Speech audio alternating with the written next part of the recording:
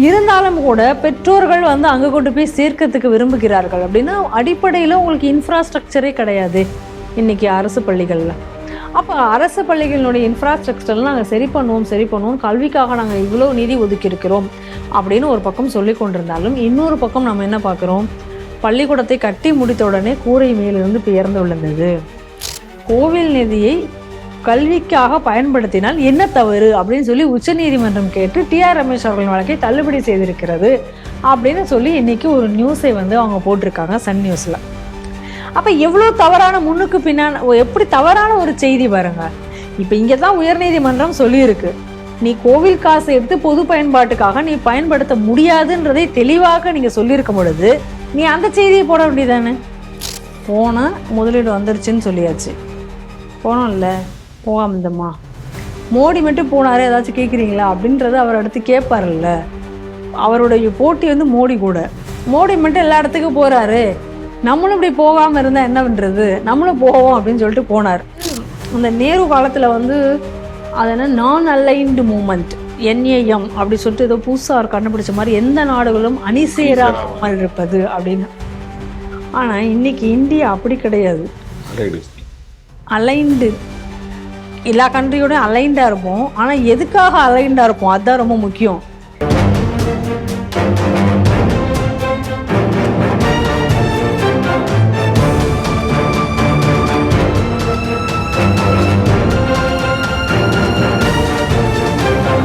TV நேயர்களுக்கு வணக்கம். இன்று செய்திகள் சிந்தனை நிகழ்ச்சிக்கு உங்களை அன்புடன் வரவேற்கிறோம். இன்று நாம் சிந்திக்க இருக்கும் செய்திகள் எவை என்று பார்ப்போம். அரசு பள்ளிகளை விட தனியார் பள்ளிகளில் 1ஆம் வகுப்பில் அதிக சேர்க்கை. பொது பயன்பாட்டு கட்டிடங்களை கோயில் நிதியிலிருந்து கட்டக்கூடாது, உயர்நீதிமன்றம் அதிரடி. பயங்கரவாதிகளின் புகலிடமா பூம்பாறை, NIA ஆய்வு. துபாய் முதலீடு என்ன ஆச்சு, அண்ணாமலை கேள்வி. மோடியின் ஜப்பான் பயணம், அதிகரிக்கும் எதிர்பார்ப்புகள். இன்றைய செய்திகள் சிந்தனை நிகழ்ச்சியில் நம்முடன் இன்று அரங்கத்திற்கு வந்து சிந்திக்கிருப்பவர் திருமதி பிரியா வெங்கட் அவர்கள். நேயர்கள் சார்பாக அவரை அன்புடன் வரவேற்கிறோம். வணக்கம் திருமதி பிரியா. வணக்கம் பாண்டிக்குமார். நேற்றைய நாளிதழில் வந்து ஒரு அரசு பள்ளியில் வந்து எவ்வளவு மாணவர்கள் சேர்ந்துருக்குன்னு சொல்லி ஒரு புள்ளி விவரத்தோட வந்திருந்தது. 2025-26 கல்வி ஆண்டிற்குள்ள தமிழகத்தில் 1ஆம் வகுப்புக்குண்டான சேர்க்கை ஏறக்குறைய வந்து இறுதி கட்டத்துக்கு வந்திருக்கு, சேர்க்கை முடிவுக்கு வந்திருக்கும். அதை வச்சு தோராயமாக ஒரு டேட்டா வந்திருக்கு. கிட்டத்தட்ட 8.53 லட்சம் மாணவர்கள் சேர்ந்துள்ளார்கள் சொல்லிட்டு ஒரு இது வந்திருக்கு. அதில் குறிப்பிட்டு பார்த்தீங்கன்னா வந்து அரசு பள்ளியில் வந்து பார்த்தீங்கன்னா வெறும் 2.39 லட்சம் பேர் தான். மீதி பேர்லாம் எங்கே இருக்காங்கன்னு பார்த்தீங்கன்னா வந்து அரசு உதவி பெறும் பள்ளியில் ஒரு 82,000, பகுதி அரசு உதவி பெறும் பள்ளியில் பார்ஷியலி சப்போர்ட்டட் அந்த அரசு உதவி பள்ளியில் ஒரு 4,000. மிச்சம் எல்லாம் எங்க போயிட்டாங்கன்னா தனியார் பள்ளியில் கிட்டத்தட்ட 5.26 லட்சம் பேர் இந்த 1ஆம் வகுப்பு மாணவர்கள் வந்து அங்கதான் சேர்ந்திருக்காங்க, தனியார் பள்ளியில் சேர்ந்திருக்காங்க. மத்திய அரசு பள்ளியில் பார்த்தீங்கன்னா ஒரு 2,000 பேர் தான் சேர்த்திருக்காங்க. இப்போ இது பார்த்தீங்கன்னா கிட்டத்தட்ட பார்த்தீங்கன்னா டிஃபரன்ஸ் பார்த்தீங்கன்னா வந்து ஒரு 2 லட்சத்துக்கு மேல 2-3 லட்சத்துக்கு பேர் டிஃபரன்ஸ் இருக்கு. இருந்தாலும் பார்த்தீங்கன்னா இப்போ பள்ளிகள் எண்ணிக்கைன்னு பார்த்தீங்கன்னா அரசு பள்ளிகளோட எண்ணிக்கை தான் அதிகமாக இருக்கும். தனியார் பள்ளியோட எண்ணிக்கையை விட அரசு பள்ளியோட எண்ணிக்கை அதிகமா இருக்கு. ஆனா இதை குறித்து கல்வியாளர்கள் என்ன சொல்றாங்கன்னா வந்து LKG UKG இந்த மாதிரி வகுப்புகள் துவக்கப்பட்டது பிறகும் என்ன காரணம் அப்படின்னு பார்த்தா அவங்களோட வசதிகள் குறைவு ஒன்று. 2வது விஷயம் வந்து அரசு பள்ளிகளுடைய கட்டமைப்புகள் வந்து வறுமையின் அடையாளமாகவே காட்டப்படுகிறது. ஒரு ஒரு பெருமையின் அடையாளமாக காட்டப்பட்டால் மட்டுமே அது வந்து ஒரு கல்வி வந்து சேர்க்கக்கூடிய மக்கள் வருவாங்க அப்படின்னு சொல்றாங்க. இந்த செய்தியை எப்படி பாக்குறீங்க? கொஞ்ச நாளைக்கு முன்னாடி இப்போ கல்வித்துறை அமைச்சராக இருக்கக்கூடிய அன்பில் பொய்யாமொழி அவர்கள் கொஞ்ச நாளைக்கு முன்னாடி லாஸ்ட் இயர்னு நினைக்கிறேன், ஐ திங்க். அப்போ வந்து ஒன்று சொன்னார். அவர் என்ன சொன்னார் அப்படின்னு சொன்னால், அரசு பள்ளிகளில் மாணவர்களுடைய சேர்க்கை என்பது அதிகமாகிவிட்டது, இப்போ அரசு பள்ளியை நோக்கித்தான் எல்லாரும் படையெடுத்து வராங்க அப்படின்னு சொல்லி ஒரு கருத்தை சொன்னார். ஆனால் அதுக்கு அடுத்து கொஞ்ச நாளைக்கு முன்னாடி நம்ம தான் அந்த செய்திகளை பண்ணோமா அப்படின்னு தெரியல, கிட்டத்தட்ட ஒரு 207 பள்ளிகள் வந்து மூடப்பட்டது அப்படிங்கக்கூடிய ஒரு ஆய்வு நம்ம தான் விவாதித்தோம் நினைக்கிறேன். அப்பயும் கூட நம்ம சொன்னோம் என்ன காரணத்தினால அரசு பள்ளிகள்ல அப்ப ஏன் மாணவர்களுடைய சேர்க்கை குறைஞ்சது. நீங்க வந்து அரசு பள்ளியை நோக்கி மாணவர்களை அதிக அளவுல வர்றாங்க அப்படின்னு சொன்னீங்க, ஏன் மாணவர்களோட சேர்க்கை குறையுது, ஏன் எப்படி நீங்கள் எதுக்காக 207 பள்ளிகள் மூடப்பட வேண்டிய சூழ்நிலை வர வேண்டும் அப்படின்னுலாம் நம்ம விவாதித்த பிறகு அதுக்கப்புறம் ஒரு ரிப்போர்ட் வேற கொடுத்தாங்க. அந்த பதிலும் கூட வந்து ஒரு சப்பைக்கட்டு பதிலாகவே கொடுத்திருந்ததையும் நம்ம பார்க்குறோம். ஏன்னா தினமலர் நாளிதழில் அது வந்துருச்சு. நம்ம இந்த மாதிரி நம்ம நிறைய பேர் அதை குறித்து விவாதிக்கவும் தொடங்கின பிறகு அதற்கு வந்து தொடர்பில்லாமல் ஒரு முன்னுக்கு பின் முரணாக பல பதில்களை வந்து கொடுத்து சமாளிச்சிருந்தாங்க. இப்போ இதுக்கு என்ன பதில் அடுத்து தரப்போகிறாங்க நம்ம வெயிட் பண்ணி பார்க்கணும். ஏன்னா இதே போல் தினமலரில் வந்தது நம்ம விவாதித்தோம், அது கடைசி இதுக்கெல்லாம் சொல்லிட்டு இருந்தாங்க. ஸோ இப்போ நம்மளுடைய கேள்வி என்ன அப்படின்னு சொன்னால், இப்போ இந்த பள்ளிக்கூடங்கள் ஏன் பின்தங்கி போக வேண்டும், ஏன் வந்து பெற்றோர்களுக்கு வந்து மாணவர்களை அரசு பள்ளியில் துணிந்து சேர்ப்பதற்கான ஒரு எண்ணம் என்பது வரமாட்டேங்கிறது அப்படிங்கிற ஒரு கேள்வி வந்து அடிப்படையில் இருக்கு. அதுக்கு வந்து இது வறுமையின் அடையாளமாக பள்ளிகள் காட்டப்படுகிறது அப்படின்னா, வறுமையின் அடையாளமாக பள்ளிகள் எப்படி காட்டப்படுகிறது, ஏன் காட்டப்பட வேண்டும் அப்படின்னா, அந்த பள்ளிகளினுடைய இன்ஃப்ராஸ்ட்ரக்சர்னு ஒன்று இருக்கு இல்லையா, அந்த இன்ஃப்ராஸ்ட்ரக்சர் நல்லா இருந்தால் தானே ஆட்டோமேட்டிக்காக பெற்றோர்கள் கொண்டு வந்து மாணவர்களை சேர்ப்பார்கள். நீங்கள் நல்லா பாருங்க, அரசு பள்ளிகளில் வேலை பார்க்கக்கூடிய ஆசிரியர்களுக்கெல்லாம் தகுதி தேர்வெல்லாம் எழுதணும். அந்த டெட்டுங்கிற கூடியதெல்லாம் எழுதி அதுக்கப்புறம் தான் ஆசிரியர்களை வந்து பணியில் அமர்த்தக்கூடிய ஒரு ப்ரொசீஜர்லாம் இருக்கு. ஆனால் தனியார் பள்ளிகளில் அந்த அளவுக்கு பெரிய ப்ரொசீஜர்ஸ் கிடையாது. இருந்தாலும் கூட பெற்றோர்கள் வந்து அங்கே கொண்டு போய் சேர்க்கறதுக்கு விரும்புகிறார்கள் அப்படின்னா, அடிப்படையில் உங்களுக்கு இன்ஃப்ராஸ்ட்ரக்சரே கிடையாது இன்னைக்கு அரசு பள்ளிகளில். அப்போ அரசு பள்ளிகளினுடைய இன்ஃப்ராஸ்ட்ரக்சர்லாம் நாங்கள் சரி பண்ணுவோம் கல்விக்காக நாங்கள் இவ்வளோ நிதி ஒதுக்கி இருக்கிறோம் அப்படின்னு ஒரு பக்கம் சொல்லி கொண்டிருந்தாலும், இன்னொரு பக்கம் நம்ம என்ன பார்க்குறோம், பள்ளிக்கூடத்தை கட்டி முடித்த உடனே கூரை மேலிருந்து பெயர்ந்து விழுந்தது. பள்ளிக்கூடங்கள் கட்டிடங்கள்லாம் வந்து அங்கங்கே ஒழுகுது, சரியா இல்லை, கூரை விழுந்துருமோ அப்படிங்கிற பயத்தில் பல பள்ளிக்கூடங்களை வந்து கிளாஸஸ் வந்து மரத்தடியில் நடக்கிறது நான் பார்த்தோம் நம்ம.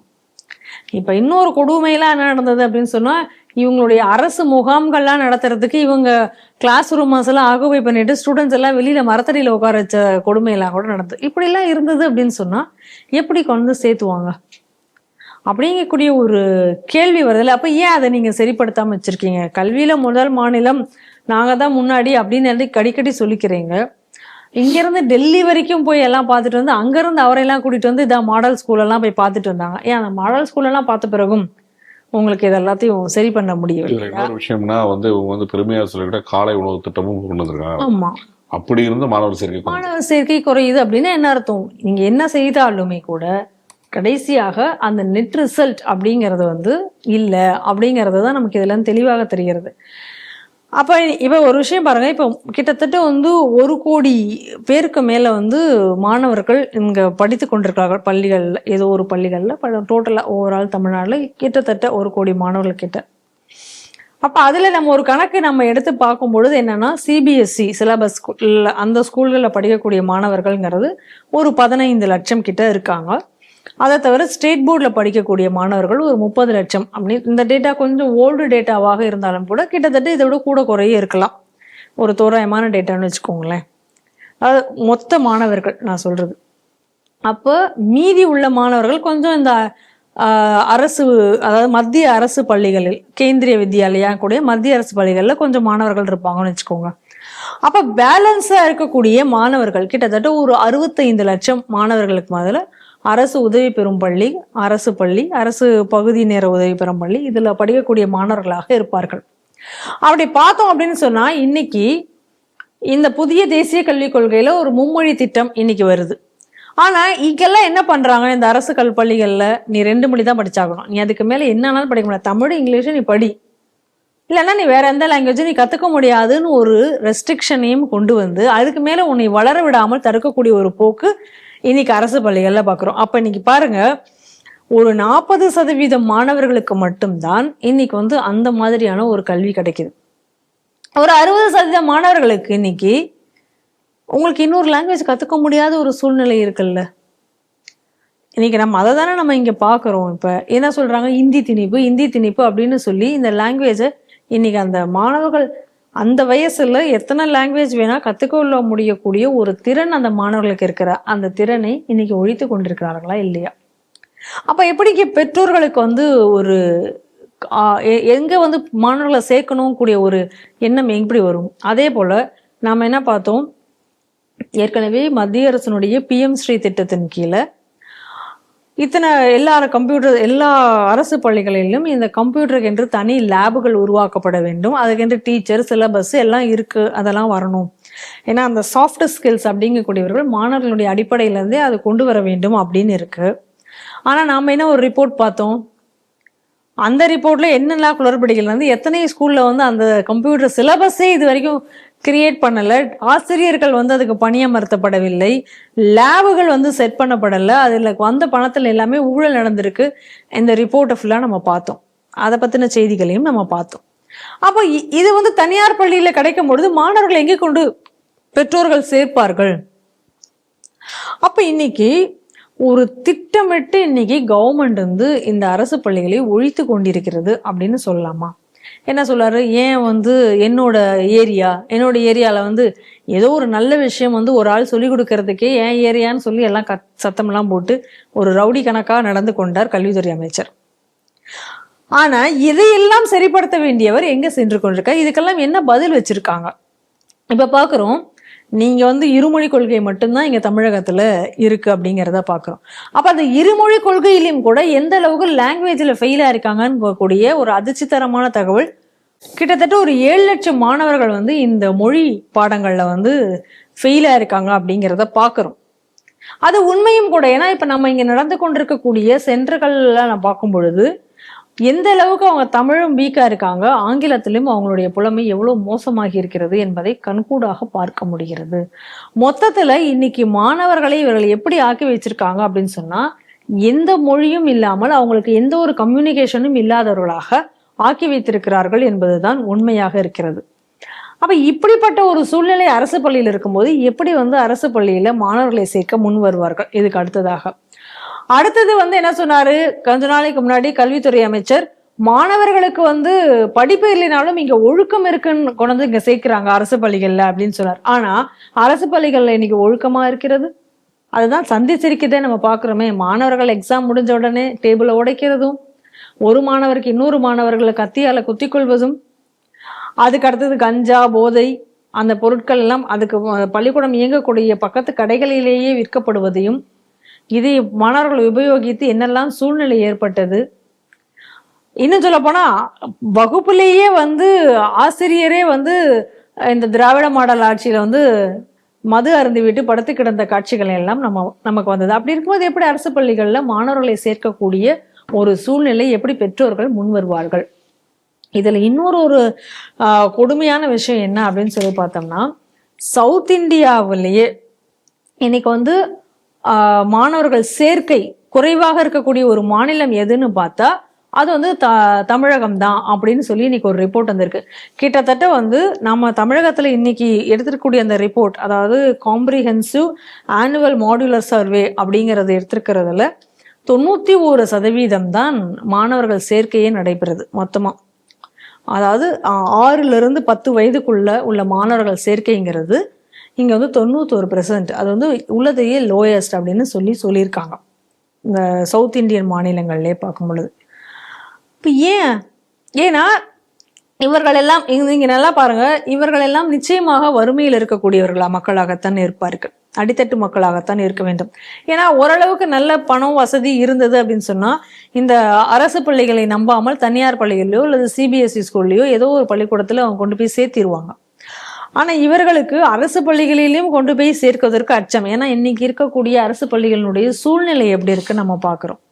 கல்வியும் இல்லை, ஒழுக்கமும் இல்லை, ரெண்டுமே இல்லைங்கிற ஒரு சூழ்நிலை இப்ப இன்னைக்கு அரசு பள்ளிகள்ல இருக்கு.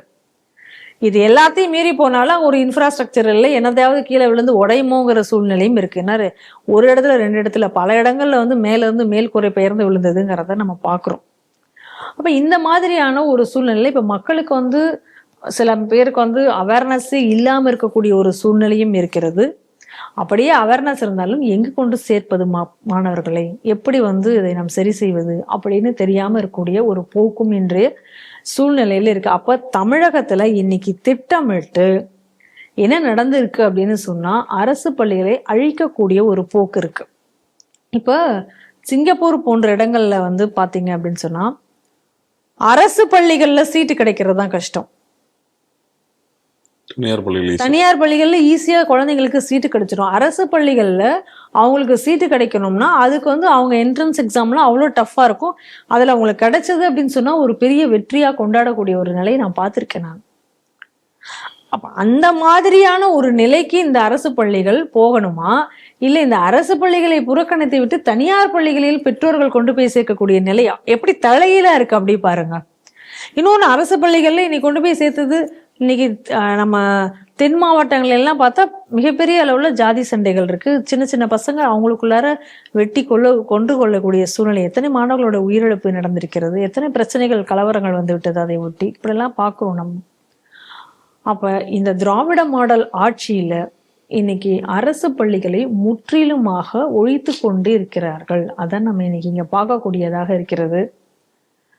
திராவிட மாடல் ஒழிந்தால்தான் தமிழகத்துல கல்வி மீண்டும் தலைக்கும். அது ஒண்ணுதான் நம்ம இதுல இருந்து பார்க்கக்கூடிய விஷயமாக இருக்கிறது. நேற்று பாத்தீங்கன்னா 2 வெவ்வேறு தீர்ப்புகள், அதாவது உயர் நீதிமன்றம் கிளை மதுரையிலும் சென்னையிலும் வந்து பாத்தீங்கன்னா வந்து 2 வெவ்வேறு இந்து அறநிலைத்துறைக்கு வந்து கொட்டு வைத்திருக்குது உயர் நீதிமன்றம்.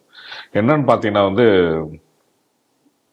கோவில் நிதியை வந்து அரசு நிதியாக கருத முடியாது, அது மத நோக்கங்களுக்காக மட்டுமே பயன்படுத்த, இந்து மதத்தில் கோயிலில் இந்து மதத்துக்கு மட்டுமே பயன்படுத்தப்பட வேண்டும் அப்படின்னு சொல்லிட்டு அந்த அதாவது பொது பயன்பாட்டு கட்டடங்கள் கட்டுவதோ இல்ல வந்து வேறு ஏதோ வணிக வளாகங்கள் கட்டுவதோ இந்த மாதிரி பயன்படுத்தக்கூடாது.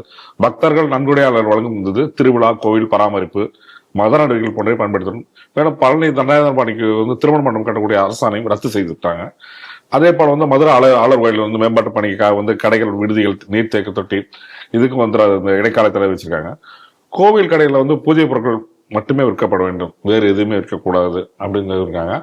அதே நேரத்தில் வந்து இங்க சென்னை உயர்நீதிமன்றத்தில் பாத்தீங்கன்னா வந்து தமிழகத்தில் உள்ள பெரிய கோயில்களை பராமரிக்கவும் பக்தர்கள் வசதியில் ஏற்படுத்தும் திருப்பதி கோயில்கள் இருப்பது போல் தேவஸ்தான முறை அமைப்பதற்கு உண்டான சூழ்நிலை இப்பொழுது வந்துகிட்டு இருக்கு. ஏன்னா அறநிலைத்துறையோட செயல்பாட்டு மேல் நம்பிக்கை எல்லாம் போய்கிட்டு இருக்கு.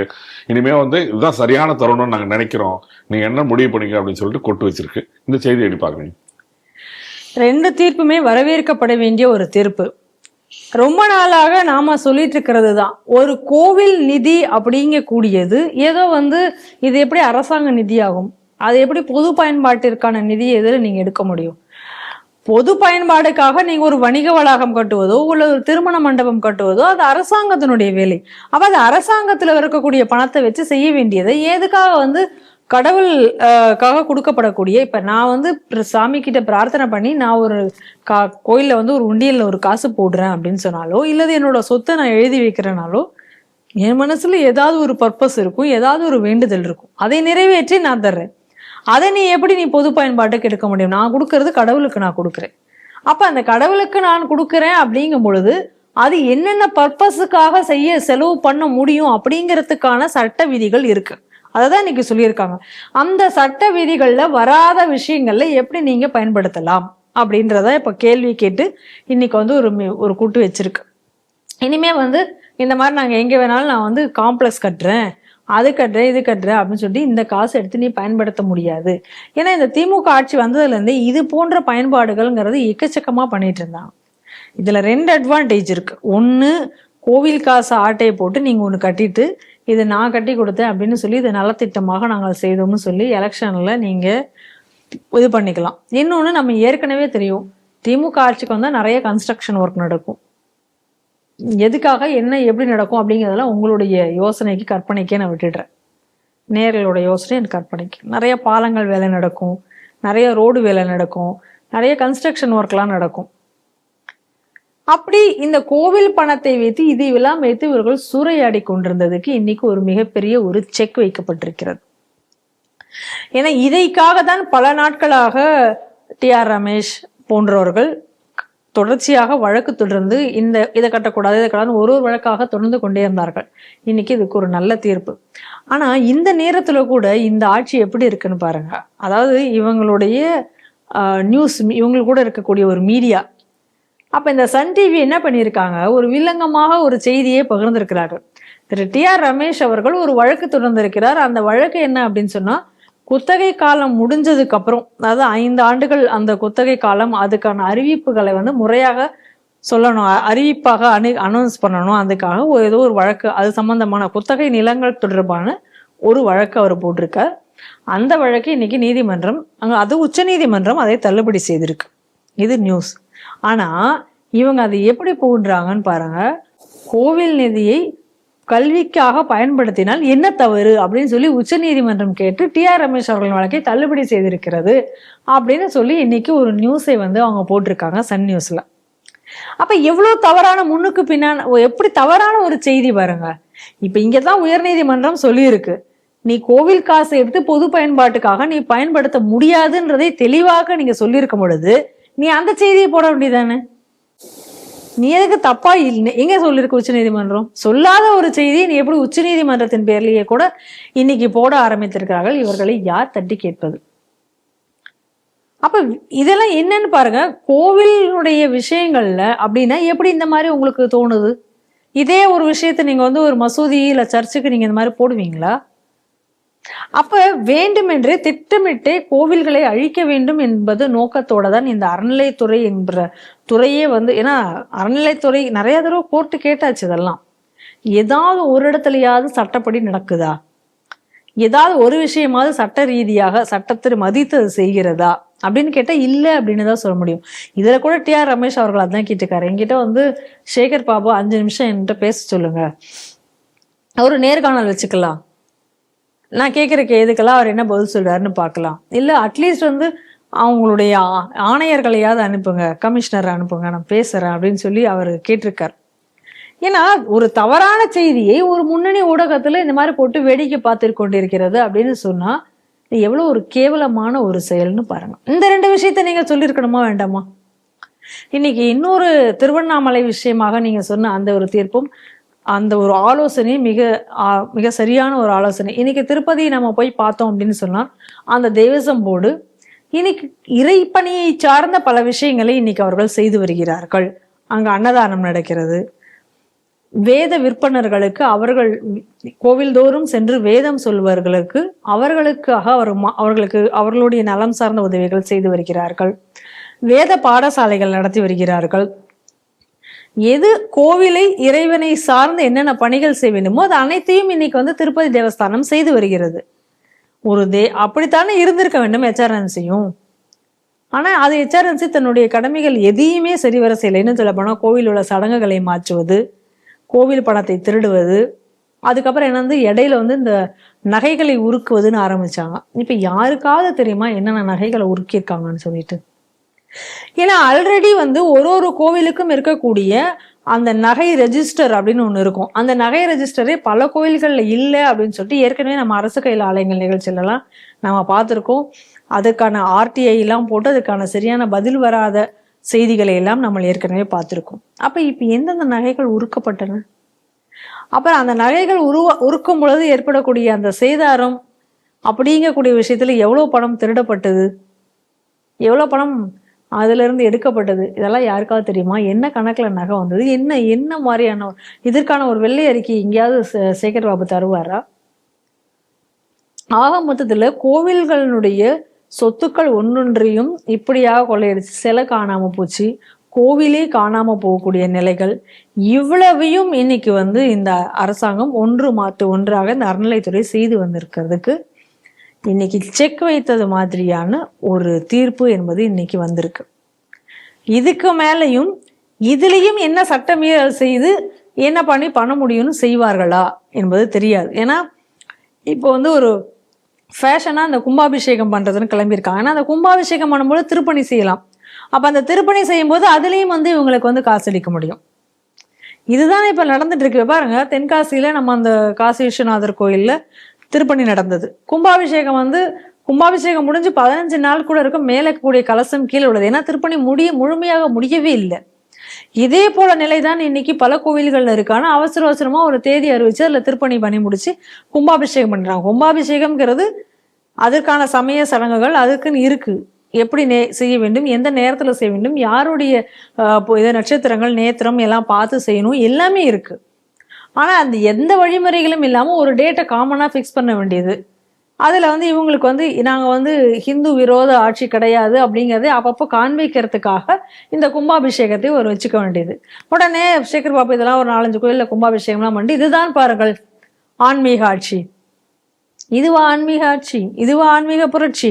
கோவில் பணத்தை திருடி அதுல இருந்து வந்து பொது விஷயங்களுக்கு செய்வதா கோவில் ஆட்சி?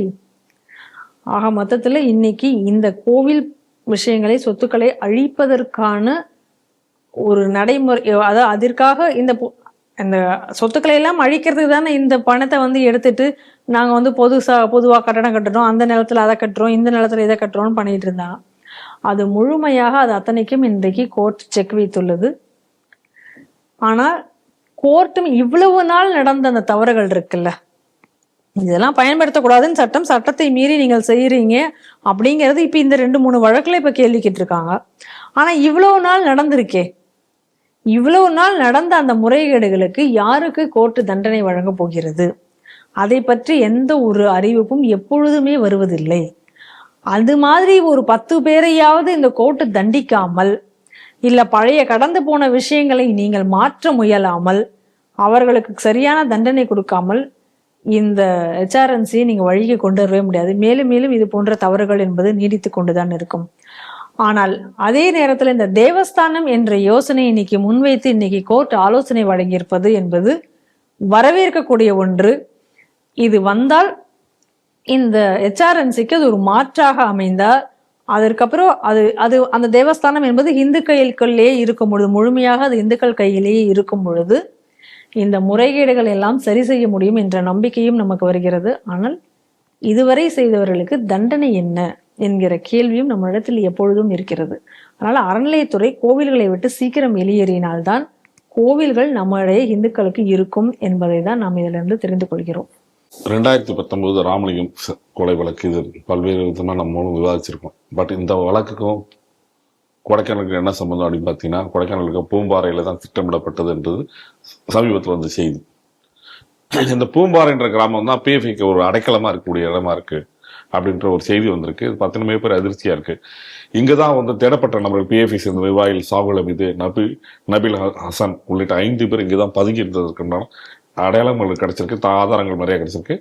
இவர்களுக்கு ஆதரவாக பிரியாணி கடை நடத்தி வந்த இமாத்துல்லா அடைக்கலம் கொடுத்தவர், அவர் கைது செய்யப்பட்டிருக்கிறார். மேலும் வந்து முகமது யாசின் ஒட்டஞ்சத்திரத்தை சேர்ந்தவர், அப்துல்லா திண்டுக்கல் பேகம்பூரை சேர்ந்தவர், அவர் என்ன விசாரணையில் இருக்கணும். பட் இவங்களுக்கு எல்லாமே ஒரு நெட்வொர்க், ஒரு பிளேஸ் எங்கன்னு பார்த்தீங்கன்னா கொடைக்கானல் இருக்க பூம்பாறை கிராமம் தான். இது என்னையே வந்து பூம்பாறையில உட்காந்து ரகசியமாக வந்து எல்லாத்தையும் விசாரிச்சு வந்துட்டு இருக்காங்க. இந்த செய்தி எப்படி பாக்குறீங்க? நம்ம பல முறை நம்ம சொல்லிக் கொண்டிருப்பதுதான், கொடைக்கானல், பழனி இந்த பகுதிகள் வந்து இன்னைக்கு வந்து திண்டுக்கல், இது எல்லாமே வந்து நம்ம ரொம்ப ரொம்ப காலமாக நம்ம சொல்லி கொண்டிருக்கிறது.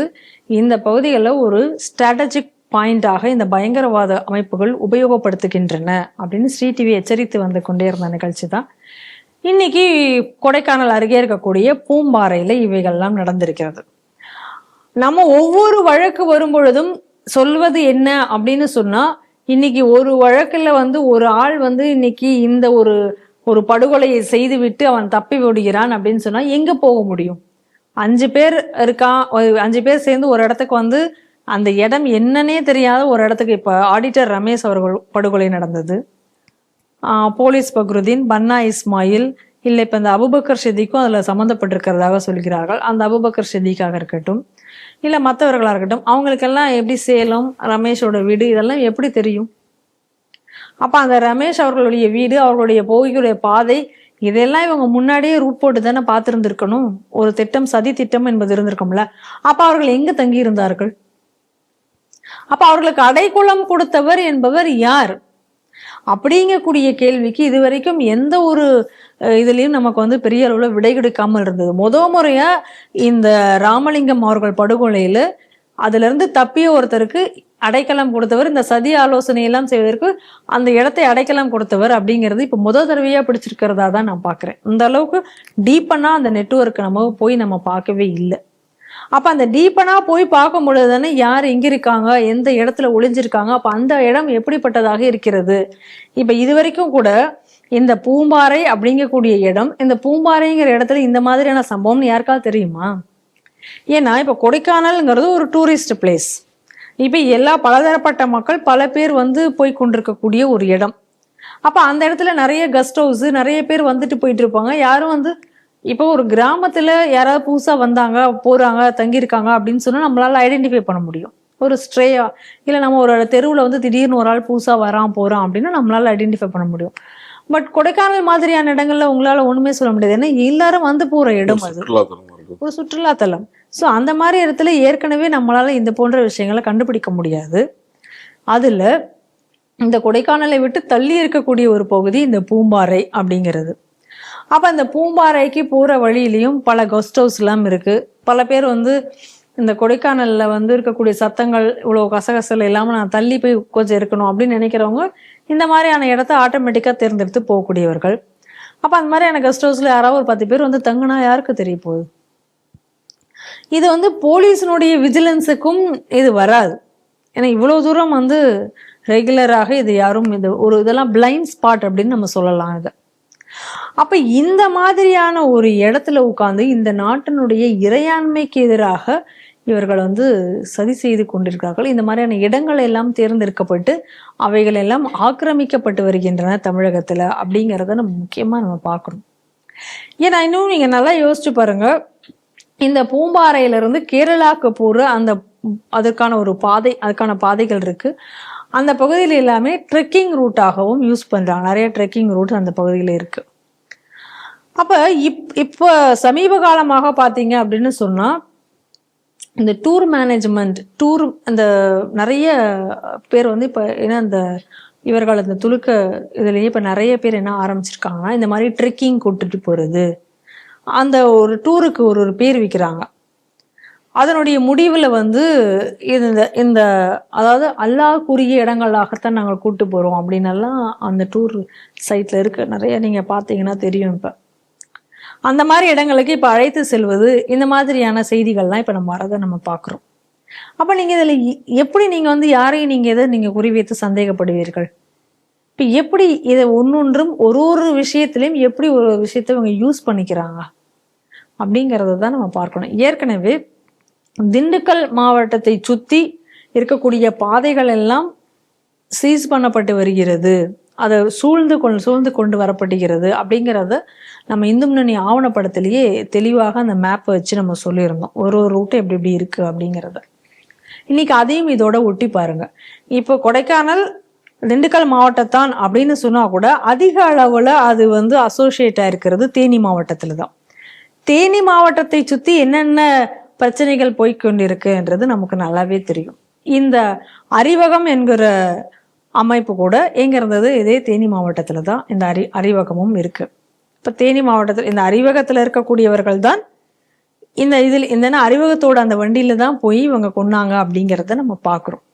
அப்ப அந்த அறிவகம் சீல் வைக்கப்பட வேண்டும் அப்படிங்கும் பொழுது அது பிஎஃப்ஐயோட அசோசியேட் அப்படின்னு எல்லாமே ஆதாரத்தோடு இருந்தும் கூட அது சீல் வைக்கப்பட்டு ஆனால் மீண்டும் அது வந்து அதுல இருந்து திறக்கப்பட்டது என்கிற செய்தியும் நம்ம பார்க்குறோம். அதே போல இந்த தேனி அந்த பக்கம் போயாச்சு அப்படின்னா, இந்த வருஷநாடு பக்கம் போயாச்சுன்னா அங்க ஏற்கனவே பல ஆண்டுகளுக்கு முன்னாடியே வருஷநாடு பகுதியில இருக்கக்கூடிய ஒரு மசூதி, இது வந்து ஒரு மர்ம மசூதியாக இருக்கு என்று அப்பொழுது செய்திகள்லாம் வந்தது நம்ம பார்க்குறோம். இப்போ இந்த ரூட் எப்படி இருக்கு, அப்போ எவ்வளோ முக்கியமான ஒரு பிளேஸு, எப்படி அந்தந்த பிளேஸுகளை வந்து இவங்க தேர்ந்தெடுக்கிறார்கள் திட்டமிட்டு. போலீஸால் கண்காணிக்க முடியாத விஷயங்கள் இவை எல்லாமே. அப்போ இதெல்லாமே வந்து காஷ்மீர் மாதிரி. அப்போ ஒவ்வொரு ரீஜனையும் இது போலவே கண்டுபிடிச்சு இதுக்கான ஒரு புது ஒரு நெட்வொர்க்கை கண்டுபிடிச்சு அது மூலமாக இயங்கி கொண்டிருக்கிறார்கள். இதனாலதான் நம்ம என்ன சொல்லிட்டு இருக்கோம்னா, ஒவ்வொரு வழக்கிலையுமே கூட டீப்பா நம்ம போய் பார்க்கணும். அப்படி தப்பினவர்கள் எத்தனை வருஷம் கழிச்சு இன்னைக்கு வந்து அபூபக்கர் சித்திக்க பிடிச்சிருக்காங்க. அப்ப இதெல்லாம் யாரோ ஒரு ஆள் வந்து இவங்களுக்கெல்லாம் ஹெல்ப் பண்ணி இத்தனைக்கும் வந்து ரொம்பலாம் வந்து ரொம்ப ஹிடனாலாம் இல்லை. அவரும் ஏதோ ஒரு கடை வச்சு பொழைச்சி சாதாரணமா மக்களோட தான் நடமாடி கொண்டு இருந்திருக்கிறான். அப்படிங்கும்போது இவ்வளோ பெரிய ஒரு ஆபத்து இன்னைக்கு தமிழகத்துல இருக்கு. அதுவும் அதனால்தான் நம்ம சொல்லிட்டு இருக்கோம், இந்த வெஸ்டர்ன் காட்ஸ் ஸ்ட்ரெயிட் முழுக்கவே அதுல இருக்கக்கூடிய அந்த ட்ரை ஜங்ஷன் பகுதிகள், ஏன்னா அந்த பக்கத்துல இடதுசாரி அந்த லெஃப்ட் விங் டெரரிசம் அப்படின்னு சொல்லக்கூடிய அவர்களுடைய ஒரு ஆதிக்கமும் அதிகமாக இருக்கக்கூடிய ஒரு பகுதியாக நம்ம அதை பார்க்கிறோம். இதே கொடைக்கானல் பகுதியில தான் இரோம் ஷர்மிளா அப்படிங்கிற விங் ஆக்டிவிஸ்ட்னு சொல்லிட்டு இதே இந்திய நாட்டினுடைய இறையாண்மைக்கு எதிராக அவ பேசி வந்தாலும் அங்க இருந்தது தான் நம்ம பார்க்கிறோம். ஸோ இப்படிப்பட்ட ஒரு சூழ்நிலையில இன்னைக்கு தமிழகத்தை பொறுத்த வரைக்கும் இந்த வெஸ்டர்ன் காட்ஸ் பகுதியாக இருக்கட்டும், இல்லை இந்த மேட்டுப்பாளையம் பகுதியாக இருக்கட்டும், இங்கிருந்து அந்த கேரளா இல்லை இந்த பக்கம் கர்நாடகா பார்டர் போகிற இந்த பகுதிகள், இது எல்லாமே இன்னைக்கு வந்து பயங்கரவாதிகளால் சூழப்பட்டிருக்கிறது. ஏற்கனவே ISISம் இந்த இடத்தை தான் நம்ம வந்து ஒரு ட்ரை ஜங்ஷனாக மாற்ற வேண்டும் என்று சொன்னதையெல்லாம் நாம் நினைத்து பார்க்க வேண்டும். இதோட நம்ம லிங்க் பண்ணி பார்க்கணும். அப்போ நம்ம இவ்வளவு நாள் சொல்லிக்கிட்டு இருக்கிறது தான் இன்னைக்கு ஒரு விஷயமாக இன்னைக்கு வெளிவந்து கொண்டிருக்கிறது. இப்போ NIA வந்து அந்த ஏரியா முழுக்க இப்போ வந்து வளர்ச்சி இப்போ பார்த்துட்டு இருக்காங்க, கண்காணித்து கொண்டிருக்கிறாங்கன்னு சொல்றாங்க. ஏற்கனவே தேனி, திண்டுக்கல் இதெல்லாம் அடிக்கடி NIA சர்ச் ஆப்ரேஷன் பண்ணக்கூடிய ஒரு இடமாக இன்னைக்கு தமிழகத்துல மாறிக்கொண்டிருக்கிறத பார்க்குறோம். அரசாங்கம் இன்னும் இந்த இதில் வந்து கவனமாக இருக்க வேண்டும். இந்த எச்சரிக்கைகளை எல்லாத்தையும் புறந்தள்ளாமல், ஏற்கனவே இந்த வெஸ்டர்ன் காட்ஸ் பகுதி எல்லாத்தையும் கண்காணிப்பதற்காக ஒரு ஸ்பெஷல் டீம், ஒரு போலீஸ் ஸ்பெஷல் டீம் ஒன்றும் அறிவிக்கப்பட்டது. அந்த டீம் இருக்கிறதா, அந்த டீம் இன்னும் அதெல்லாம் கண்காணிக்கிறார்களா, அதற்கான ஆப்ரேஷன்ஸ் இதெல்லாம் பண்ணிட்டாங்களா அப்படிங்கிறத பற்றி அதுக்கடுத்து எந்த செய்திகளும் இது வரைக்கும் நமக்கு வரல, எந்த ரிப்போர்ட்டும் நம்ம பார்க்கல. அப்படி அது இன்னும் அமைக்கப்படாமல் அது பெயரளவில் இருந்ததுனால் உடனடியாக அமைக்கப்பட்டு இந்த பகுதிகள் வந்து கண்காணிக்கப்பட்டு உடனுக்குடன் நடவடிக்கை எடுத்தால் மட்டுமே இந்த பேர் ஆபத்துக்களை தமிழகத்தில் தவிர்க்க முடியும் என்பது மட்டும் துல்லியமாக தெரிகிறது. வடிவேல் ஒரு படத்துல சொல்லுவார், உனக்கு என்னப்பா பொசுக்குன்னு வந்து பக்கத்தூருக்கு போற மாதிரி துபாய்க்கு போயிட்டு வர அப்படின்னு சொல்லிட்டு. அந்த மாதிரி தான் நம்ம முதல்வர் திடீர்னு வந்து வெளிநாடு கிளம்புறார். என்னன்னு கேட்டார், வந்து வெளிநாட்டு முதல்வரை ஈர்க்க வர என்ன அப்படின்ட்டு. எப்படி ஈர்த்து வந்தார் அப்படின்னு சொல்லிட்டு பாஜகவோட முன்னாள் தலைவர் அண்ணாமலை அவர்கள் சில கேள்விகள் கேட்டிருக்கார். என்ன கேட்டிருக்காருன்னா, கடந்த 4 ஆண்டுகள் தமிழகத்தில் வேலைவாய்ப்பு வளர்ச்சியே இல்லை. கிட்டத்தட்ட 2020 to 2021 என்ன லெவல் இருந்துச்சோ அதே தான் 23, 24 வரைக்கும் அப்படியே இருக்கு. தொழில்துறை பங்கு பார்த்தீங்கன்னா தமிழகத்தில் வந்து 15%, குஜராத் வந்து 12.7%, மகாராஷ்டிரா 12.3%, ஊபி வந்து 6.8%, கர்நாடகா 6.2%. இந்த புள்ளிவரங்களை பார்க்கப்படும் போது ஏதோ தமிழகம் வந்து வளர்ச்சி அடைந்தது. இந்த 15ன்றது வந்து அப்படியே தான் அந்த 2021 என்ன இருந்தோ அதே தான் இன்னைக்கு வரைக்கும் இருக்கு. வளர்ச்சி அடையவே இல்லை, அதே நிலைமை மாறாம இருக்கு. ஆனா வேலைவாய்ப்பு வளர்ச்சின்னு ஒன்று இருக்குல்ல, அந்த சதவீதத்தை பார்த்தீங்கன்னா வந்து ஊபி வந்து 1.2% குரோத் ஆயிருக்கு. மகாராஷ்டிரா 0.7% வந்து உயர்ந்து இருக்கு.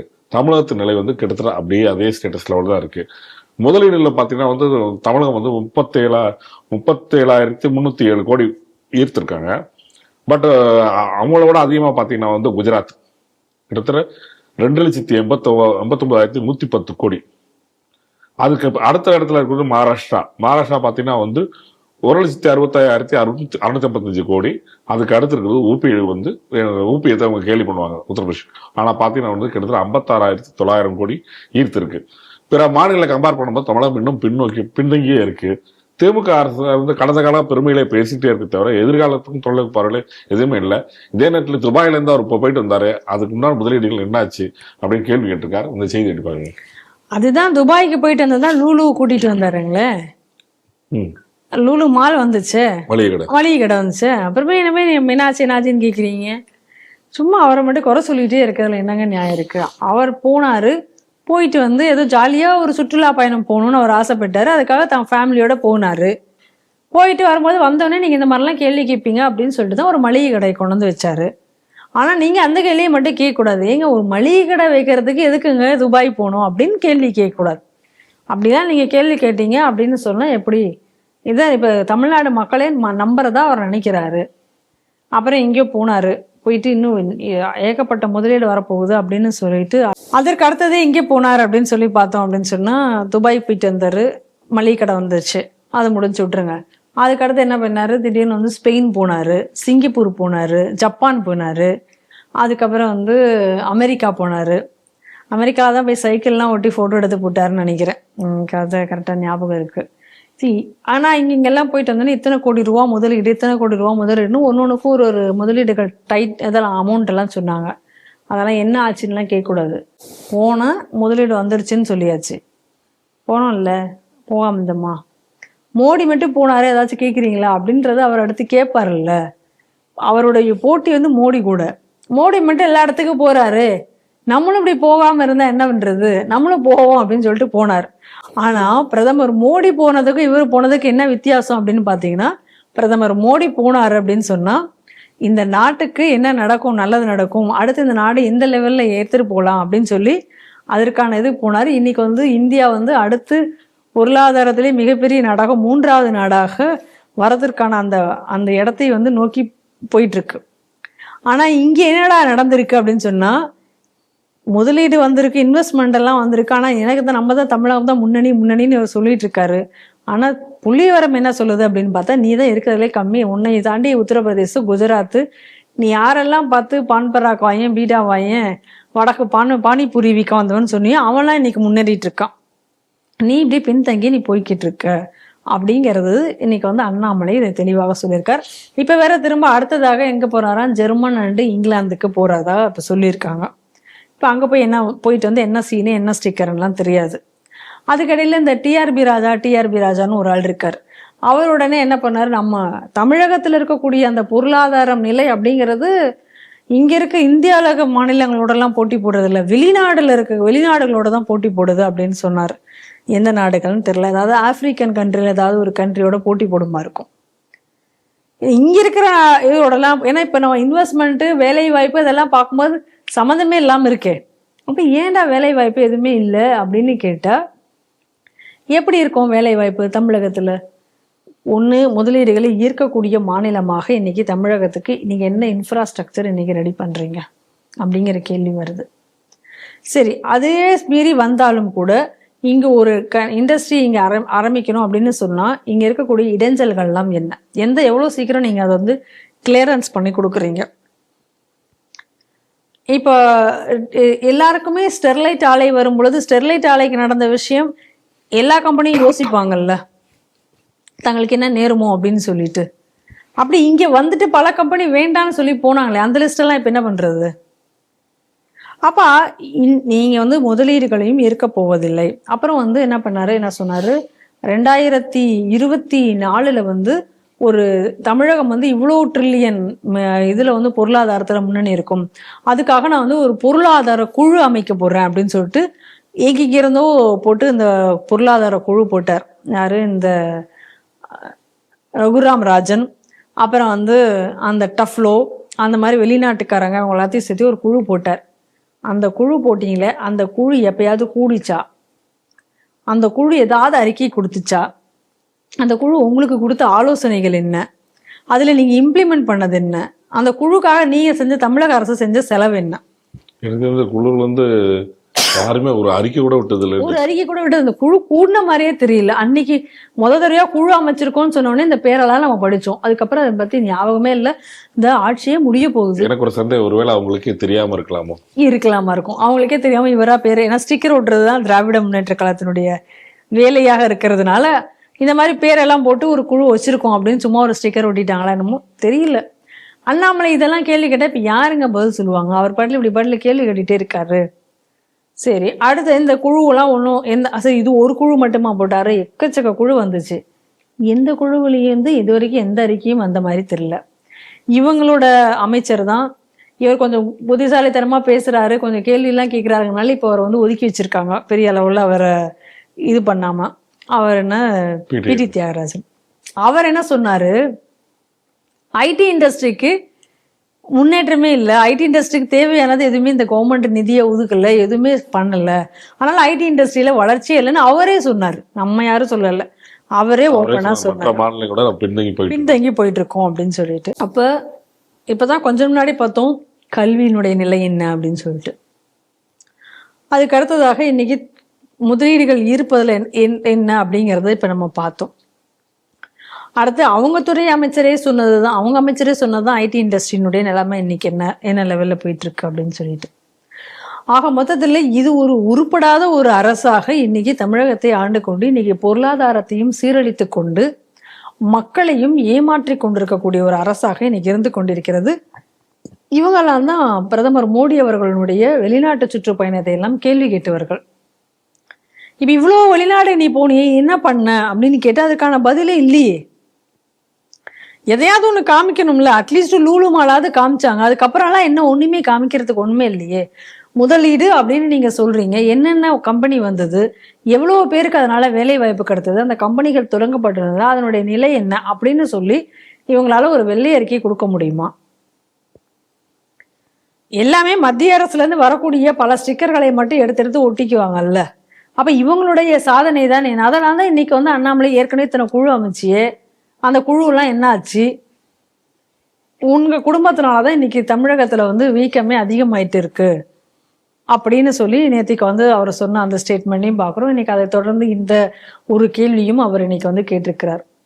அதனால தமிழகத்துல திராவிடம் என்று ஒன்று ஒழிந்தால்தான் இந்த தமிழகம் வந்து பொருளாதாரமாக இருந்தாலும் சரி, அல்லது கல்வியாக இருந்தாலும் சரி, இல்லை எந்த துறையாக இருந்தாலும் சரி, அதுல முன்னேறும் என்பது கண்கூடாக இந்த செய்திகள்ல இருந்து தெரிகிறது. இங்க மீண்டும் இந்த திராவிடம் வராமல் இருப்பது தமிழக மக்களாகிய நம் கையில் தான் இருக்கிறது. பிரதமர் நரேந்திர மோடி என்பது ஒரு பயணம் என்பது வந்து முன்னாடிலாம் இந்தியாவில் வந்து ஒரு பேசும் பொருளாக இருந்தது. இதோ ஒரு பிரதமர் போகிறார் அப்படின்ற விஷயம். ஆனால் இன்றைய பொறுத்த வரைக்கும் பிரதமர் நரேந்திர மோடி பயணம் என்ற உலக நாடுகளை உற்று நோக்கக்கூடிய விஷயம். அவர் எங்கே போகிறார், எப்படி போகிறார், எதற்காக போகிறார் அப்படின்னு ஒரு கேள்வி, பல்வேறு கேள்விகள் இருக்கு. அது தரப்பு பல்வேறு பத்திரிகைகளும் அதை பற்றி எழுதக்கூடிய நிலைமைக்கு இன்னைக்கு வந்து அவரோட பயணங்கள் அப்படி இருக்கக்கூடிய விஷயம். அவர் இப்போ போகக்கூடிய பயணங்கள் பார்த்தீங்கன்னா பிரதமர் நரேந்திர மோடி ஜப்பான் போறார். ஜப்பான் போயிட்டு அங்கே பிரதமர் சந்தித்து 2 நாள் ஜப்பான் பயணம் போறார். அங்க வந்து 15வது உச்சி மாநாடு நடத்துறார். 2வது மும்பை அகமதாபாத் புல்லட் ரயில் திட்டங்கள் பற்றியும் குவாட். இந்த குவாட்ல பாத்தீங்கன்னா இந்தியா, அமெரிக்கா, ஜப்பான், ஆஸ்திரேலியா இந்த 3 இருக்கு. அதுக்கப்புறம் வந்து இந்த குவாட் மூலமா என்ன பண்றாங்கன்னா பிராந்திய பிரதேச பாதுகாப்பு ஆலோசனைகள், 2வது வர்த்தகம், முதலீடு, செமிகண்டக்டர்ஸ் இதை பத்திலாம் வந்து ஜப்பான்ல பேச போறாரு. இது ஜப்பானோட பார்ட். ஜப்பான் முடிச்சப்ப அடுத்த சீனா சந்திக்கிறார். சீனா நகர்ல வந்து பாத்தீங்கன்னா வந்து ஷங்காய் SOC ஷங்காய் ஒத்துழைப்பு உச்சி மாநாட்டில் பங்கேற்காரு. இந்த சீனா கிட்டத்தட்ட 7 வருஷத்துக்கு அப்புறம் இப்பதான் போறாரு. இது வந்து ஒரு டெமோகிராபிக்ஸ் அப்படி சொல்லி பார்த்தீங்கன்னா ஒரு பிராந்திய பிரதேசங்கள் ரஷ்யா, ஜப்பான், இந்தியா இந்த இதற்குடைய ஒரு பாதுகாப்பு ஒற்றுமை ஏற்படுத்தணும் அப்படின்ற ஒரு முயற்சியை ஏற்படுத்துவார் நம்பப்படுகிறது. இந்த 2 பயணமும் வந்து முக்கியமான பயணமா சர்வதேச அளவில் பார்க்கப்படுகிறது. இந்த செய்தி எப்படி பாக்குறீங்க? இன்றைக்கு பிரதமர் மோடியினுடைய ஜப்பான் பயணம் அப்படிங்கிறது ஒரு முக்கியத்துவம் வாய்ந்ததாக கருதப்படுகிறது. ஏன்னா இன்னைக்கு இருக்கக்கூடிய ஒரு ஜியோ பொலிட்டிக்கல் சினரி எப்படி இருக்கு அப்படின்னு சொன்னா, ஒரு பக்கம் வந்து ட்ரம்ப் அமெரிக்காவினுடைய அந்த அதிகப்படியான வரி விதிப்பு, அது இந்தியா மேல திணிக்கப்பட்ட ஒரு வரியாக இருக்கிறது. இன்னைக்கு வர்த்தகத்தினுடைய நிலை எப்படி மாறும் அப்படிங்கக்கூடிய ஒரு கேள்வியோட எல்லாரும் முற்று நோக்கி கொண்டிருக்கக்கூடிய ஒரு சூழ்நிலையில இன்னைக்கு பிரதமர் மோடி அவர்கள் பல்வேறு யூரோப்பியன் கண்ட்ரிஸ் இது எல்லாத்தையும் கூடயும் அவர் பேசிக்கொண்டு அங்கெல்லாம் வந்து இந்த ஃப்ரீ ட்ரேட் அப்படிங்கிறத ஓபன் பண்ணோம் அப்படிங்கக்கூடிய ஒரு முயற்சியில ஈடுபட்டிருக்கார். இதனுடைய லாஸை எப்படி அதில் எல்லாம் மேட்ச் பண்றது அப்படிங்கக்கூடிய ஒரு விஷயம் இன்னைக்கு நடந்து கொண்டிருக்கிறது. அந்த மாதிரியான ஒரு நேரத்துல இன்னைக்கு ஜப்பானுடன் ஒரு பயணம் அப்படிங்கிறது வந்து மிகுந்த ஒரு முக்கியத்துவம் வாய்ந்ததாக இருக்கு. நிறைய விஷயங்கள் வந்து இன்னைக்கு ஜப்பானோடையான இந்த மீட்டிங்ல இன்னைக்கு நிறைய கீ ஆஸ்பெக்ட்ஸ் நிறைய என்னென்ன அப்படின்னு அதையும் இன்னைக்கு அரசாங்கம் வெளியிட்டிருக்கிறார்கள். முதல்ல வந்து இந்த கல்ச்சுரல் பாண்டிங், கல்ச்சுரல் ஆஸ்பெக்ட் பார்த்தோம்னா அந்த புத்திசம், நம்ம நாட்டிற்கும் அந்த புத்திசத்துக்கும் இருக்கக்கூடிய அந்த தொடர்புல அந்த கல்ச்சுரல் பாண்டிங் நேச்சுரலா ஜப்பானுக்கும் நமக்கும் இருக்கக்கூடிய அந்த கல்ச்சுரல் ஒற்றுமைகள், அந்த லாங்குவேஜ், மற்ற விஷயங்கள். அதுக்கு அடுத்ததாக வந்து புல்லட் ரயில். அதை நம்ம நீண்ட நாள் நம்ம புல்லட் ரயில் என்பது இந்தியாவில் கொண்டு வரப்பட வேண்டிய ஒரு திட்டமாக இருக்கிறது. அதற்குரிய டெக்னாலஜி பரிமாற்றங்கள். அதற்கு அடுத்து ரயில்வே துறையில பல இன்னோவேஷன் டெக்னாலஜிஸ் இன்னும் வந்து நவீனப்படுத்துதல் தொடர்பான விஷயங்கள் இன்னைக்கு அங்கே விவாதிக்கப்பட்டிருக்கிறது. இதை தவிர முக்கியமா என்ன சொல்றாங்க அப்படின்னு சொன்னா டிஃபென்ஸ் செக்டர்ல, ஏன்னா இப்போ வந்து லேட்டஸ்ட் அந்த ஃபைட்டர் ஜெட்ஸுகள் அது வந்து பெரிய அளவுல அனௌன்ஸ்மெண்ட் இல்லாம டிஃபென்ஸ் அந்த பாதுகாப்புக்கு ஒரு கூட்டு முயற்சியாக ஒரு புது ஃபைட்டர் ஜெட்டை கூட உருவாக்குவதற்கான நெக்ஸ்ட் ஜென்ரேஷன் லேட்டஸ்ட் வந்து உருவாக்குவதற்கான ஒரு வாய்ப்பு, அதற்கான ஒரு பரிமாற்றமாக இருக்கலாம், அதை பற்றின ஒரு விஷயங்கள் இருக்கலாம் அப்படின்றதும் சொல்லப்படுகிறது. அதுக்கான பேச்சுவார்த்தைகளும் நடந்திருக்கிறது. இது எல்லாத்தையும் விட ஜப்பான் நம்மளை எப்படி எதிர்கொள்கிறது அப்படிங்கிற ஒரு விஷயத்தை பார்த்துட்டு மேலும் இன்னும் பல விஷயங்கள் நடந்திருக்கு. அதை அடுத்து பார்ப்போம். ஜப்பான் வந்து இன்னைக்கு ஜப்பானுடைய அந்த ஸ்பெஷல் என்வாய் அவர் வந்து ஆக்சுவலி அவர் வந்து அவர் அமெரிக்க பயணம் மேற்கொள்வதாக இருந்தது. கிட்டத்தட்ட அவங்களுக்கு வந்து ஒரு $500 மில்லியன் பிஸ்னஸ் அமெரிக்காவோட ட்ரேடு. ஸோ அது விஷயமா அவர் போறதா இருந்தது. ஆனால் பிரதமர் மோடி அவர்கள் வந்து இந்த தேதியில இங்க வருகிறார் அப்படிங்கிற உடனே அந்த ப்ரோக்ராமையும் அவர் வந்து கேன்சல் செய்து வரவேற்பதற்காக காத்திருந்திருக்கிறார். ஸோ இதெல்லாம் வந்து ஜப்பான் நம்மளை வந்து எவ்வளோ ஒரு முக்கியமான விஷயம், சிக்னிஃபிகண்டா நம்ம மோடியினுடைய வரவை எதிர்நோக்கி இருக்கிறார்கள் அப்படிங்கிறத நம்ம இந்த இடத்துல நம்ம பார்க்க வேண்டியதாக இருக்கிறது. அதுக்கு அடுத்ததான் நம்ம இதுல பார்க்க வேண்டியது என்னன்னா, ஒரு 5 கீ இண்டஸ்ட்ரீஸ் பார்த்து இன்னைக்கு வந்து அங்கே வந்து அவங்களோட ஜப்பானோட இந்த பிரைம் மினிஸ்டரோட இவங்க 2 பிரைம் மினிஸ்டரும் இன்னைக்கு கலந்து ஆலோசித்திருக்கிறார்கள். ஒன்று வந்து செமிகண்டக்டர் இண்டஸ்ட்ரீஸ், பாராமெச்சூட்டிக்கல்ஸ் அதாவது மருத்துவத்துறை, மருத்துவ இது, அப்புறம் மினரல்ஸ் துறையிலையும் அதை பற்றின டெக்னாலஜி, அதை பற்றி கிளீன் எனர்ஜி பற்றி, இன்ஃபர்மேஷன் அண்ட் கம்யூனிகேஷன் டெக்னாலஜி. அதை தவிர ஏஐயில் வந்து ஆர்டிஃபிஷியல் இன்டெலிஜென்ஸ் வச்சு ஒரு கொலாபரேஷன் இந்தியா அண்ட் ஜப்பான். அது என்னன்னா பல்வேறு languages improve development and data science இதுக்கான ஒரு கொலாபரேஷன்ல இன்னைக்கு பல ரிசர்ச்சுகளை ஜப்பானோட மேட்ச் பண்ணி பண்ணுவதற்கான ஒரு முயற்சியும் இன்னைக்கு அதை பற்றின விவாதமும் இன்னைக்கு நடந்திருக்கிறது. இதை தவிர இன்னும் சில முக்கியமான விஷயம் என்ன அப்படின்னு பார்த்தா, பீப்புள் எக்ஸ்சேஞ்ச் ப்ரோக்ராம் அப்படிங்கிறத இன்னைக்கு முன்வைத்து இன்னைக்கு பேசிட்டு இருக்காங்க.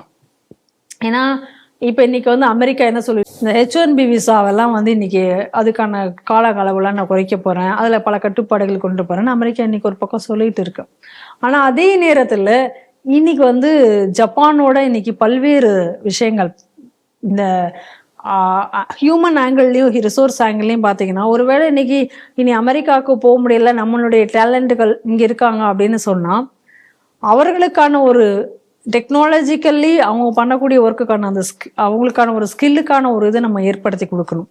ஸோ இன்னைக்கு ஏஐ மற்ற டெக்னாலஜிஸோட இன்னைக்கு இன்ஃபர்மேஷன் டெக்னாலஜி ஜப்பானோட இன்னைக்கு வந்து ஒரு கொலாபரேஷன் அப்படிங்கும் பொழுது இவர்களை வந்து நீங்கள் அதில் அகாமடேட் பண்ணுறதுக்கான ஒரு முயற்சியால் இருக்கும்.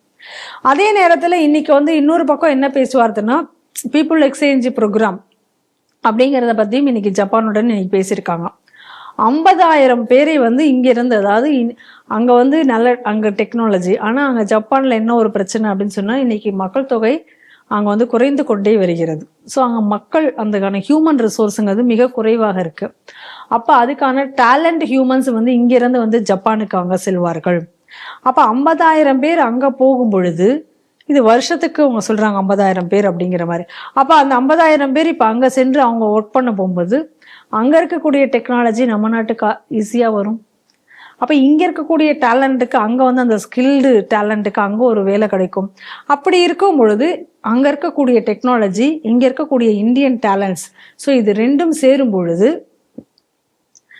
ஒரு டெக்னாலஜி ஒரு புரட்சி, டெக்னாலஜியில் ஒரு புரட்சி, இந்த உலகத்தையே இந்த டெக்னாலஜி புரட்சியில் லீடு பண்ணக்கூடிய ஒரு நாடாக இந்தியா மாறுவதற்கான ஒரு விஷயங்களை இன்னைக்கு வந்து ஜப்பானோட இந்த முக்கியமாக அவர் இதை பற்றி இன்னைக்கு அங்கே பேசி கொண்டிருக்காரு.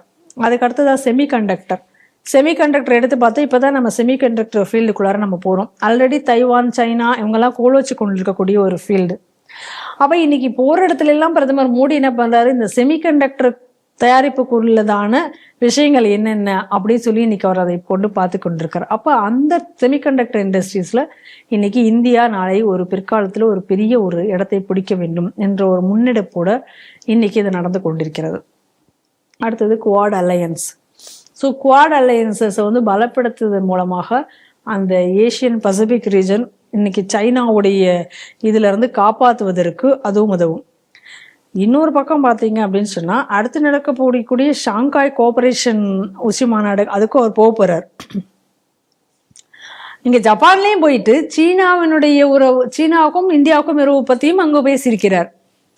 அப்போ நீங்க வந்து ஒரு விஷயத்த நீங்க பார்க்கணும், என்னமா வந்து ஒரு நாடோட மட்டும், அதாவது அந்த நேரு காலத்துல வந்து அது என்ன நான் அலைன்டு மூமெண்ட் NAM அப்படி சொல்லிட்டு ஏதோ புதுசா அவர் கண்டுபிடிச்ச மாதிரி எந்த நாடுகளும் அணி சேராமல் இருப்பது அப்படின்னு. ஆனா இன்னைக்கு இந்தியா அப்படி கிடையாது, அலைன்டு, எல்லா கண்ட்ரியோட அலைண்டா இருப்போம். ஆனா எதுக்காக அலைண்டா இருப்போம் அதுதான் ரொம்ப முக்கியம். இந்தியாவினுடைய அட்வான்டேஜுக்காக, நம்ம நாட்டினுடைய அட்வான்டேஜுக்காக நாங்கள் அலைண்டா நான் இருப்பேன், நியாயமா நான் அலைண்டா அவங்களோட இருப்பேன் அப்படிங்கக்கூடிய ஒரு முடிவு எடுத்து இன்னைக்கு எல்லா நாடுகளோடையும் இன்னைக்கு வந்து இதே நேரத்துல இப்போ வந்து ஜப்பானுடைய இந்த ஷாங்காய் மாநாடுக்கு போகும்போது ஜிங்பின்னையும் புட்டினையும் அங்கே வந்து வச்சு மீட் பண்ணக்கூடிய ஒரு வாய்ப்பு இருக்குது, அதுக்கான ஒரு இதுவும் இருக்கிறது என்று சொல்லி கொண்டிருக்கிறார்கள். அப்போ அதனால தான் இந்த ஷாங்காய் கோஆபரேஷன் மாநாடுங்கிறது இன்னும் வந்து ஒரு பெரிய அளவில் முக்கியத்துவம் வாய்ந்ததாக கருதப்படுகிறது. ஸோ இன்றைக்கி ஜப்பானில் நடந்திருக்கக்கூடிய எல்லா விஷயங்களையுமே நம்ம வச்சு பார்க்கும் பொழுது ஒரு நாளைக்கு வந்து இந்தியா வந்து டெக்னாலஜிக்கல்லி இல்லை நம்மளுடைய ஸ்கில்டு பர்சன்ஸுக்கு கிடைக்கக்கூடிய வேலை வாய்ப்புகளாக இருக்கட்டும், இன்னும் வர்த்தகத்தை பற்றியும் இங்கே வந்து நிறைய பேசியிருக்காங்க. ஏன்னா ஒரு இடத்துல இப்போ நமக்கு ஸ்டாப் ஆச்சுன்னா நம்ம அது வெவ்வேறு இடத்துல மல்டிபிள் பிளேஸில் இப்போ நம்ம வந்து அதை வந்து கொண்டு செல்ல வேண்டும் அப்படிங்கக்கூடிய ஒரு இதில் அதை பற்றியும் இன்னைக்கு வந்து அங்கே வந்து பேசப்பட்டிருக்கிறது. அதுக்கு அடுத்ததாக நான் ஏற்கனவே சொன்ன மாதிரி ஏஐயில் வந்து இந்த லாங்குவேஜ் ரிலேட்டடாக வரும் பொழுது ஆங்கிலத்தினுடைய ஆதிக்கம் குறைந்து எல்லா லாங்குவேஜ்களுக்குமே உலகம் முழுவதும் ஒரு இது கிடைக்கும், ஒரு முக்கியத்துவம் கிடைக்கும் மாதிரியான ஒரு சூழ்நிலை. அது உடனே நடக்க போறதில்லை, இது எதுவுமே இருந்தாலும் இது எல்லாமே ஃபியூச்சரிஸ்டிக்காக வரும் பொழுது இது வந்து நமக்கு பெரிய அளவில் இவைகள் எல்லாம் கை கொடுக்கும் அப்படிங்கக்கூடிய ஒரு சூழ்நிலை இன்னைக்கு உருவாகி இருக்கிறது. என்னதான் வந்து இன்னைக்கு வந்து அமெரிக்காவினுடைய ஒரு கட்டுப்பாட்டில் இருக்கும் பொழுது ஜப்பானுக்கு வந்து சில விஷயங்கள், ஏன்னா இந்த ஜப்பானை வந்து அழித்தது ஏன்னா இப்போ அமெரிக்கா சொல்லலாம் நாங்கள் தானே ஜப்பானுக்கு இது பண்ணிட்டு இருக்கோம் அப்படின்னு சொல்லிட்டு. ஆனால் நீங்கள் என்ன பண்ணீங்க ஜப்பானை? ஒரு வேர்ல்டு வார் அப்படின்னு சொல்லி நீங்கள் வரும்பொழுது ஒரு நியூக்ளியர் பாம்பை முதல்ல இந்த உலக நாடுகள்லேயே முதல்ல நியூக்ளியர் பாம்பை போட்டு ஒரு நாட்டை நீங்கள் அழிக்க முயற்சி பண்ணது இன்னைக்கு அமெரிக்கா தானே. வேற எந்த நாடுமே செய்ய துணியாத ஒரு வேலையை நீங்க செஞ்சு எல்லா நாடுகளும் உங்களுடைய கண்ட்ரோல் கொள்ளுது. இன்னைக்கும் என்ன இந்த ட்ரேடு விதிவிக்கிறது எதுக்காக? இந்தியாவை எப்படியாவது அமெரிக்காவின் கீழ் பணிய வைக்க வேண்டும் என்பது. ஏன்னா இன்னைக்கு இந்த பிராந்தியத்தில் மட்டும் இல்லாமல் இனி எல்லா நாடுகளுமே வந்து இந்தியாவை உற்று நோக்கக்கூடிய ஒரு சூழ்நிலைக்கு இந்தியா வளர்ந்து வருகிறது. நாளைக்கு அமெரிக்காவையே ஒரு செக் வைக்கக்கூடிய ஒரு நிலைக்கு இந்தியா வரும் அப்படிங்கிற ஒரு அச்சத்தினால இப்பவே இந்தியா உங்க கீழே கொண்டு வரணும் அப்படிங்கிற ஒரு முயற்சியில தானே இன்னைக்கு இதெல்லாம் செய்து கொண்டிருக்கிறார்கள். அதனால இந்தியாவினால ஜப்பானுக்கும் ஒரு ஏன்னா இந்த கொலாபரேஷன், இந்த கோஆபரேஷன், இந்த ஒரு மாதிரியான ஒர்க் வரும் பொழுது அவர்களுக்கும் ஒரு சுதந்திர காற்று என்பது கிடைக்கக்கூடும்.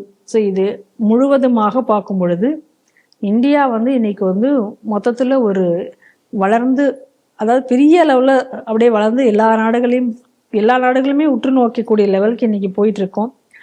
அது மட்டும் இல்லாமல் இம்போர்ட்டை எல்லாத்தையும் குறைச்சிட்டு ஒரு நாட்டை டிபெண்ட் பண்ணி எல்லா பொருட்களையும் வாங்கக்கூடிய நிலையிலிருந்து மாறி நம்ம செல்ஃப் சஃபிஷியண்டாக ஆக வேண்டிய ஒரு நிலை, அந்த நிலையை நோக்கி ஒரு துறையிலேயாக அடியெடுத்து வைப்பதற்கு இந்த கொலாபரேஷன்ஸ் எல்லாமே உபயோகமாக இருக்க போகிறது. அது டிஃபென்ஸ் செக்டாராக இருந்தாலும் சரி, செமிகண்டக்டர் செக்டார், அடுத்து கிரிட்டிக்கல் மினரல்ஸ் எதுவாக இருந்தாலும் சரி. இந்த வகையில் இன்னைக்கு ஜப்பான் பயணமும் ஒரு மிகப்பெரிய வெற்றியாக அமைந்திருக்கு அப்படின்னு தான் சொல்லணும்.